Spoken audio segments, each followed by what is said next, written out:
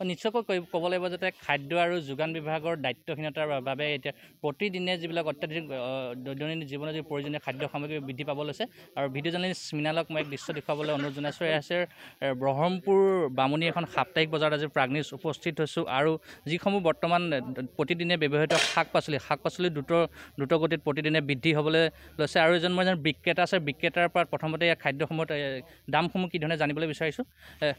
আলু কিমানকৈ দিছে? আলু 15 টকা কেজি, পিঁয়াজ 50 টকা কেজি, ফুলকবি 80 টকা কেজি, বিলাহী 50, বেঙেনা 30 টকা কেজি, পটল 50 টকা কেজি। এই দাম যে বৃদ্ধি হৈছে ইয়াৰ মূলতে আপুনি বিক্ৰেতা কি বুলি কয়, পাইকাৰীত কেনেকুৱা কি ধৰণৰ? পাইকাৰীত বৰ্তমান ৰেটটো বেছি, বৰ্তমান ধৰি লওক চব্জি ইমান উৎপাদন নাই, কম, সেইটো কাৰণে বেছি দামটো অলপ। পেট্ৰল ডিজেলৰ যিটো মূল্য বৃদ্ধি হৈছে তাৰ প্ৰভাৱ পৰিছে নেকি আপোনালোকৰ? তাৰো প্ৰভাৱ পৰিছে, কাৰণ আগত গাড়ী ভাড়া আছিল ইয়াত 500 টকা, এতিয়া গাড়ী ভাড়া দিব লাগে 800 টকা আপ ডাউন। আমাৰ 300 টকা ইফালেও আহিছে, মালতে ওলাব লাগিব সেই খৰচাটো, সেইটো কাৰণে অলপ। এই মূল্য বৃদ্ধিৰ কাৰণে আপোনাক যিহেতু বিক্ৰেতা, গ্ৰাহকৰ লগত কেতিয়াবা বাক বিতণ্ডা হৈছে? নিশ্চয় মাজে মাজে হয়ও তেনেকুৱা, কাৰণ এতিয়া পিঁয়াজ যোৱা 3 দিন আগত পিঁয়াজ বেছি 40 টকা কেজি, আজি 50 টকা বেচিবলগীয়া হৈছে, সেইটো কাৰণে অলপ হৈছে। এজন বিক্ৰেতাই উল্লেখ কৰিছে কি ধৰণে বৃদ্ধি পাব লৈছে দৈনন্দিন ব্যৱহৃত খাদ্য সামগ্ৰী। মই ভিডিঅ' জাৰ্নেলিষ্ট মৃণালক আৰু কিছু দৃশ্য দেখুৱাবলৈ অনুৰোধ জনাইছোঁ। মই আৰু এজন গ্ৰাহক আছে, তেওঁৰ পৰা কিছু কথা জানিব বিচাৰোঁ। যিটো হাৰত মূল্য বৃদ্ধি হৈছে কি ক'ব এই ক্ষেত্ৰত? কি ক'ব, ইয়াত চলিবলৈ মানুহৰ ৰাস্তাই নাইকিয়া আৰু পিঁয়াজৰ কেজি 50 টকা, আলু কেনেকৈ 18 টকা 20 টকা, আৰু বাকী বস্তু এতিয়া যোৱা সপ্তাহ আপোনাৰ 30 টকা কেজি বিলাহী, এইবাৰ বোলে শুনো 60 টকা। কেনেকৈ মানুহে চলিব কওক? যিসকল দিন হাজিৰা কৰালে অৱস্থা নাই তাহাঁতৰ, দিন হাজিৰা খাটি খোৱা মানুহখিনিক প্ৰতিটো আৰু একে অৱস্থাহীন হৈ গৈছে। এই বিভাগৰ এজন মন্ত্ৰী আছে, এই মন্ত্ৰীলে কি আহ্বান জনাব? তেওঁ যাতে এই মূল্য বৃদ্ধিটো ৰোধ কৰে, আমাৰ ৰাইজক সহায় কৰিব কৰে। মই আৰু এজন গ্ৰাহক আছে, তেওঁৰ পৰা কিছু কথা জানিব বিচাৰোঁ। আপুনি বজাৰলৈ আহিছে, পূৰ্বৰ তুলনাত আজি বজাৰত মূল্য বৃদ্ধি হৈছে নাই? বহুত বেছি বাঢ়িছে।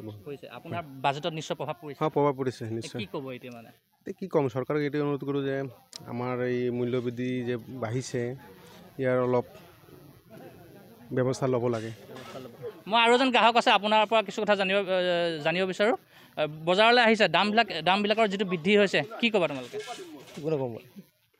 হৈছে মই ভিডিঅ' জাৰ্নেলিষ্ট মৃণালক আকৌ পুনৰ দেখুৱাবলৈ জনাইছোঁ। এয়া হৈছে প্ৰতিদিনে দৈনন্দিন ব্যৱহৃত শাক পাচলি আৰু প্ৰতিদিনে ইয়াৰ মূল্য বৃদ্ধি হ'ব লৈছে, যাৰ ফল ভোগ কৰিব লগা আছে সাধাৰণ ৰাইজে। এতিয়া সাধাৰণ ৰাইজে বজাৰলৈ আহিবলৈ হ'লে এশবাৰ ভাবিব লগা হৈছে যে যিটো হাৰত মূল্য বৃদ্ধি হৈছে তেওঁলোকে ক্ৰয় কৰাৰ ক্ষেত্ৰত যথেষ্টখিনি কৰিবলৈ, আৰু দেখা পোৱা গৈছে বিক্ৰেতাসকলে এতিয়া গ্ৰাহকৰ অভাৱত এইদৰে বহি থাকিব লগা হৈছে। যিহেতু এখন সাপ্তাহিক বজাৰ, যিটো সময়ত পূৰ্বতে এই বজাৰত যথেষ্টখিনি ভিৰ পৰিলক্ষিত হোৱা যায়, কিন্তু আজি দেখা পোৱা গৈছে যে গ্ৰাহকৰ তেনে নগণ্য দৃশ্য, যিহেতু বিক্ৰেতাসকল অপেক্ষা কৰি থাকিব লগা হৈছে। আৰু কিছু খাটি খোৱা লোক আছে, বজাৰ কৰিবলৈ আহিছে, পাৰিছেনে নাই বজাৰ কৰিবলৈ? বজাৰ কৰিব পৰা নাই, বস্তুৰ দাম বেছি, ইমান দামত ভৰি পেলাইতো বস্তু ল'ব নোৱাৰি। এতিয়া কি বজাৰ কৰিবনে ঘূৰি যাব লাগিব? ঘূৰি যাব লাগিব। আৰু এজন লোক আছে, আপুনি কি ক'ব, বজাৰ কৰিব পাৰিবনে নাই আজি? বজাৰ কৰাটো অসম্ভৱ হ'ব, যি বস্তুৰ দাম বাঢ়িছে, আলু পিঁয়াজ এইবিলাক শাক পাচলি, গতিকে আৰু আমি দিনে 300 টকাকৈ পাওঁ, সেই 300 টকা কি বজাৰ কৰিব? গতিকে নোৱাৰিয়ে বজাৰ কৰিব। নতুনকৈ মুখ্যমন্ত্ৰী হিমন্ত বিশ্ব শৰ্মা তেওঁ ৰাইজৰ যথেষ্টখিনি কাম কৰিছে বুলি কয়, এই সৰু সুৰা যিকেইটা দিশ তেওঁ ওচৰত ব্যৰ্থ হৈছে নেকি?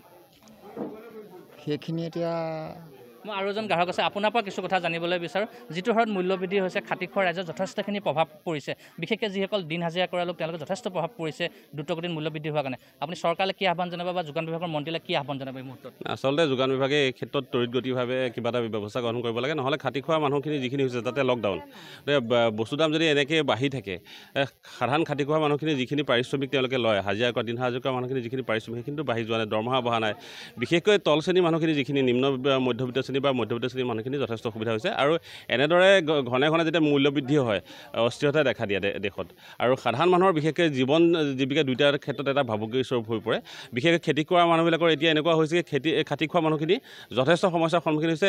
তেওঁলোকে স্কুলৰ ল'ৰা ছোৱালীৰ বয় বস্তুবোৰ যোগাৰ কৰিব নে তেওঁলোকে অন্য বস্তু বাসস্থানৰ ব্যৱস্থা কৰিব, তাতে প্ৰাকৃতিক দুৰ্যোগ আছে। এই অত্যধিক যিটো মূল্য বৃদ্ধি হৈছে সেইটো নিয়ন্ত্ৰণ কৰিবৰ কাৰণে স্বাস্থ্য চৰকাৰৰ ব্যাপক বিভাগ আছে, খাদ্য আৰু জোৰ যোগাযোগ বিভাগ মন্ত্ৰীজন সঁচাকৈ ব্যস্ত বুলি ক'ব নেকি? আচলতে ব্যৰ্থটো হৈছে, তাৰ লগতে তেওঁলোকৰ সেই বিভাগীয় যিখিনি ঊৰ্ধ্বতম কৰ্তৃপক্ষ আছে তেওঁলোকৰ মাজত এটা গোপন বুজাবুজি হয় ওপৰৰ মানুহখিনিৰ লগত, যিখিনি আচলতে সৰবৰাহকাৰী আছে সেই সৰবৰাহকাৰীসকলৰ লগত এটা গোপন বুজাবুজি হোৱাৰ কাৰণে আচলতে গোটেই বস্তুখিনি এটা সাধাৰণ মানুহৰ ওপৰত পৰিছে বুলি মই ভাবোঁ।